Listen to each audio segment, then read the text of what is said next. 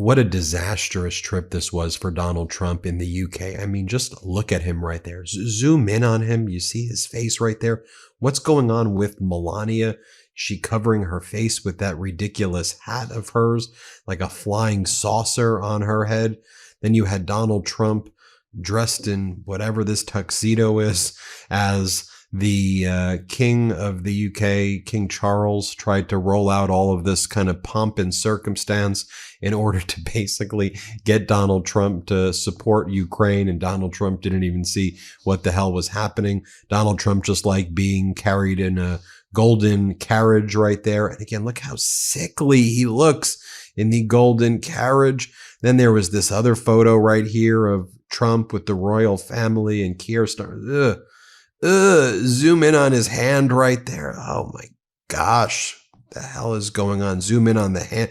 You see the hand is just decomposing and rotting before our very eyes. And while Donald Trump was in the UK, there were protests in London. Shout out to all of the Midas Mighty in London for showing up to those protests. Great work over there. There were protests in Windsor. People were all over the UK not liking that their taxpayer dollars were being spent on this ridiculous charade. we feel you, but y'all want to take him for a little bit. Y'all want to keep him out of here. Well, let's just send him to Russia. Maybe we'll just both send him to Russia together so he could be with his boy Vlad. All right, let's talk though for real about horrifically dangerous things Donald Trump was doing while he was in the UK. He got his FCC chairman or commissioner to basically threaten Disney, ABC. And then you had the companies that carry the affiliates like Sinclair and Nexstar. They basically canceled the Jimmy Kimmel show because Jimmy Kimmel spoke the truth about Charlie Kirk. What Jimmy Kimmel said wasn't even offensive. I went through the transcript of what Jimmy Kimmel said. Like, I don't even understand what was wrong about what Jimmy Kimmel said. He was like, MAGA spent the weekend trying to convince the world that the shooter was not one of theirs. And here's what then he goes like, here's what Donald Trump said when he was at the White House, when he was asked how he's grieving about Charlie Kirk. Then they go play the clip. And then it was just Donald Trump asked about Charlie Kirk. And then Donald Trump's like, but do you see the ballroom I'm building? Let's talk about the ballroom. I'm done talking about Charlie Kirk. Like, that's it. Like, that's what Jimmy Kimmel said that they're saying was grounds for firing Kimmel, which is just utterly ridiculous. And now ABC, Disney's permanently suspended him. Is he fully fired? By the way, go to our Substack, MeidasPlus.com. I did a whole article. I did a letter to Jimmy Kimmel and I said, Jimmy, join the MeidasTouch network. We've got 6 million subscribers here. You can say whatever you want to say. We actually support free speech at the MeidasTouch network. Go to MeidasPlus.com after this video and check out the open letter I did to Jimmy Kimmel. I think it's pretty cool. But after ABC Disney announced that it was basically suspending and canceling the Jimmy Kimmel show over speaking the truth about Charlie Kirk, Donald Trump posts great news for America. The ratings challenge Jimmy Kimmel show is canceled. Congratulations to ABC for finally having the courage to do what had to be done. Kimmel has zero talent and worse ratings than even Colbert, if that's possible. That leaves Jimmy and Seth, two total losers on fake news NBC. Their ratings are also horrible. Do it NBC, President DJT. So now he wants Jimmy Fallon and Seth Meyers as well. By the way, you go and look at the history of when Putin took power, you'll see the Putin impersonators and all the comics in Russia were either killed, tortured, threatened, fled, because this is what authoritarians do. They can't handle jokes. And the issue is, like, we hoped that other leaders, especially where Trump's approval is in the freaking toilet bowl. It's worse now than it was during his first term. It's the worst approval in modern presidential history by far. It's not even close. Yet you have corporations bending the knee to this vile piece of trash. Act with moral clarity. You know what moral clarity is? Looking in the camera and saying Donald Trump is a piece of trash. That's moral clarity because it's true. Want me to be clearer? Want me to peel that piece of trash onion and make it clearer for you? Donald Trump is a disgusting felon. Okay, he was found criminally responsible for 34 felony counts. He deserves to be in prison right now, in my opinion, not in the Oval Office turning it into some weird yellow golden bordello. Donald Trump is a sexual abuser.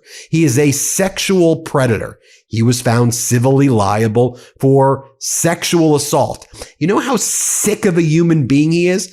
He said it hurt his reputation when George Stephanopoulos of ABC used the R word to refer to what Donald Trump was found liable, when Donald Trump was found liable for using his finger. Donald Trump said, "How dare you say genitals? It was my finger that I used to sexually assault as found by a federal jury." That's what a sick, disgusting thing he is. Also, he's a bankrupter. He's bankrupted many a company over and over again. He's a lifelong loser. He's a draft dodger. That's moral clarity. You call it out. You do it fearlessly. And if that piece of trash wants to sue me, I look forward to taking his deposition.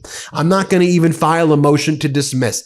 I'd answer. I send a deposition notice. I put him in front of me. I start putting him under oath right away. That's what you do. That's how you act with moral clarity. Consequences be damned. In this moment, people want fighters for democracy, for empathy, for love, for community, for bringing people together. Yet our corporate media bends the knee and fires people like Jimmy Kimmel, fires great reporters. What the hell are you doing? And then Donald Trump posts this while he's in the UK. "I'm pleased to inform our many USA patriots that I'm designating Antifa, a sick, dangerous, radical left disaster, as a major terrorist organization. I will also be strongly recommending that those funding Antifa be thoroughly investigated in accordance with the highest legal standards and practices. Thank you for your attention to this matter." Like, Antifa's like not a real group. Antifa's like some concept that they've made up of people who are anti-fascist. Anti-fascists are the bad guys to the fascists. They made up this group as, "You're Antifa, you're Antifa, you're Antifa," so they could come up and get annoyed at their own kind of fake enemy that they've created. Oh, and now they're going to do what? Government purges? We're not stupid. We know you want to do what Putin does. Use Antifa as your pretext to go after leftists and radicals and all of the people who you are just inventing in your minds when y'all are the ones who are using the violent rhetoric and dividing our country over and over again. By the way, does everybody remember when Donald Trump said over and over again, "I've banned all government censorship and restored free speech"? Oh yeah, we've got the receipts. Here, play this clip. "And I banned all government censorship and restored free speech in America. We have free speech. We didn't have free speech." Or you remember back on January 23rd, 2025, when Donald Trump says, "I'm pleased to report again, America is a free nation once again. And on day one, I signed an executive order to stop all government censorship." This is what these people do, right? They are the ones who are engaged in the censorship, in the fascist authoritarian conduct, but then they project out on their enemy people who want peace, people who want democracy, who want empathy and love. Here's when Donald Trump said it on January 23rd, 2025. "In addition, I'm pleased to report that America is also a free nation once again. On day one, I signed an executive order to stop all government censorship. No longer will our government label the speech of our own citizens as misinformation or disinformation, which are the favorite words of censors and those who wish to stop the free exchange of ideas." This is the FCC chairman and commissioner Brendan Carr saying, "I want to thank Nexstar," and then also there was Sinclair, "for doing the right thing. Local broadcasters have an obligation to serve the public interest. While this may be an unprecedented decision to fire Jimmy Kimmel, it's important for broadcasters to push back on Disney programming that they determine falls short of community values. I hope that other broadcasters follow Nexstar's lead." And then he sends this meme to a reporter, Brian Stelter, when he asked FCC chair Brendan Carr if he had any comment on ABC pulling Jimmy Kimmel show. He does a meme of the actors in The Office raising the roof. Also behind this, just so you know, is Nexstar wants to merge with its rival Tegna and control all of the local affiliate stations. Nexstar owns like 24 plus ABC affiliates. Tegna owns a lot. Sinclair owns a lot. But Nexstar needs approval by the Trump regime, FCC, of its merger with Tegna. And so do you see how this all falls in place? Also, Sinclair is demanding that Jimmy Kimmel make a donation to Charlie Kirk's family, and then maybe they'll consider bringing the show back. Then make a donation to Charlie Kirk's family, issue a public apology for what? Like, Kimmel didn't say anything wrong. He didn't say anything bad. He barely said anything at all about it. Frankly, I went back. I was like, am I missing something that Kimmel said? Did he say something that crossed a line? No. And by the way, Charlie Kirk was not a good person when he was alive. Like, he really wasn't. And I don't know how he was with his family. And, you know, I feel bad as a dad myself. I'm heartbroken by what happened. I condemn violence. I'm heartbroken in the sense that he's got a wife and he has children, and that's sad. This was never the answer. Violence is never the answer. This 22-year-old white kid from Utah, from a religious family, a gun-toting family, a Trump-supporting MAGA family that raised this internet obsessed individual. It is heartbreaking. Condemn violence. There's no place for it. The Trump regime wants to use it as pretext to purge their political enemies. When Trump was asked about the death of Charlie Kirk, he wants to talk about the ballroom. And that's all Kimmel pointed out. Kimmel could have pointed out that Charlie Kirk has said so many anti-black statements before, anti-Hispanic statements, anti-gay, anti-LGBTQ, saying the Civil Rights Act was a mistake, calling for Biden to be executed. There's a litany of horrible, atrocious things that Charlie Kirk said. But Kimmel didn't bring any of that up. He just said, basically, here's what Donald Trump said. I mean, how ridiculous is that? So then on Fox, they're realizing Americans are pissed. By the way, I think right and left and center, red state, purple, this regime is clearly intruding on free speech, which is absolutely anathema to this guy. I mean, I don't care if you don't like Kimmel. You shouldn't be cheering on a comic getting kicked off for, I don't even think it was a joke. It was like a mild, very true statement. What are we talking about? But watch what Sean Hannity says here. Here, play this clip. Now, the left already, starting with Humpty Dumpty, fake news, CNN, J.B. Pritzker, Gavin Newsom, predictably claiming this is conservative censorship. The MAGA crowd, Donald Trump got Jimmy Kimmel. That is false. I can't find a single prominent conservative voice in the country that even remotely wanted or hoped or was pushing to get Jimmy Kimmel taken off the air. Nobody, it just was simple. People changed the channel. And then these sociopaths like J.D. Vance go on TV. You know, he does the hands, he does like the, you know, he's wearing the eyeliner. I mean, the guy's got so much makeup on and eyeliner. It was such a weird look. These are weird humans. Sorry, these are weird people. And then J.D. Vance is like, you don't call other people Nazis. You went, by the way, J.D., okay. Sure, agreed. You're the one who called Trump Hitler. You said he's America's Hitler. That was your quote. That was you. That was you who did it, JD. Here, play this clip. This rhetoric is completely out of control, and it's part of this entire network of violence that exists on the far left. I want to bring it back to what Democratic Congressmember Jim McGovern said here on the floor, because I thought this was a particularly powerful speech. Let's play it. Mr. Speaker, I just say to the gentlelady that that's a lot of words to justify the biggest tax increase on the American people, on average of $2,300 a year more because of these tariffs. But I would just say to the gentlelady as well that if you think that these policies are great, if you want these tariffs to continue, then you shouldn't be afraid to vote for them. Have a debate on the floor and let people vote up or down on them. I don't understand why that is such a controversial thing to want to advocate for, especially in the House of Representatives, where we're supposed to be able to debate important issues. And that's all people, you know, if you have the votes, if everybody thinks it's a great policy, then they'll vote yes, and they continue. But I'm glad the gentlelady brought up the economy because I want to speak about the economy just for a couple of minutes here. Mr. Speaker, the consequences of Trump's economic policy are being felt in communities across the country.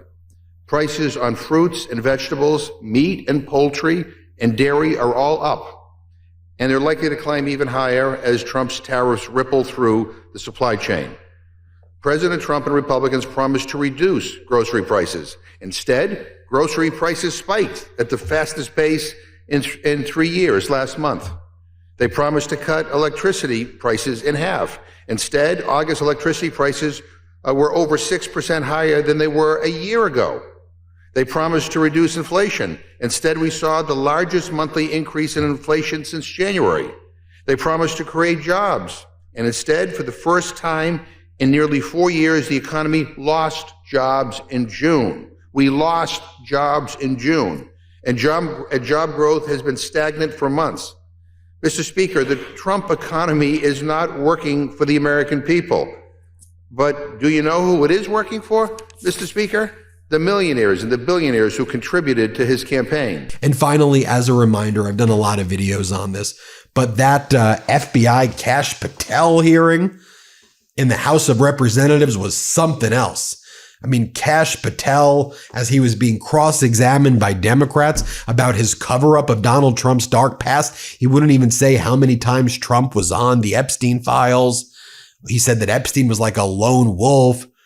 He wouldn't answer basic questions about, did you tell Pam Bondi or Trump that they were on, that he was on the list? What were your conversations? It was humiliating to watch. And then to watch the Republicans block all of the subpoenas that went out, that could have gone out to get information on Epstein, block it for Donald Trump. Because Trump says, if you don't, this is a direct quote for Trump, a direct quote. If you don't basically block all of the Epstein stuff, if you don't block it, it's a hostile act.